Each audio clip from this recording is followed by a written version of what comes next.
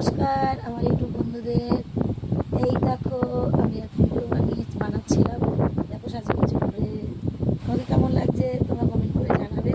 আর এই দেখো আমার ছোট্ট মা এই লাইটের মধ্যে ঘুমাতে পারছে না বলে চোখে এই কাপড় দিয়ে নিয়ে এসে কাপড় দিয়েছে। তারপরে কিসের কাপড় জানো? এই নেতা দেয়, ভাত কুকুর দেয়, তরকারি দেবে, সেই নেতা চোখে দিয়ে ঘুমাচ্ছিল।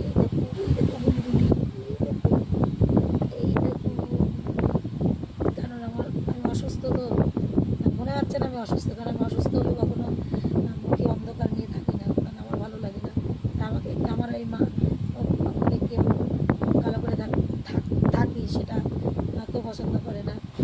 ঠিক আছে, যত অসুস্থ না কেন তবু আমি হাসি খুশি থাকি সবসময়। 2 দিনের জীবন হাসি খুশি থাকাটাই ভালো মানুষের। তাই বলছি সমস্ত কাজকর্ম সেরে এরকম আমার কোলের মধ্যে এসে শুয়ে আছে। আমার জন্য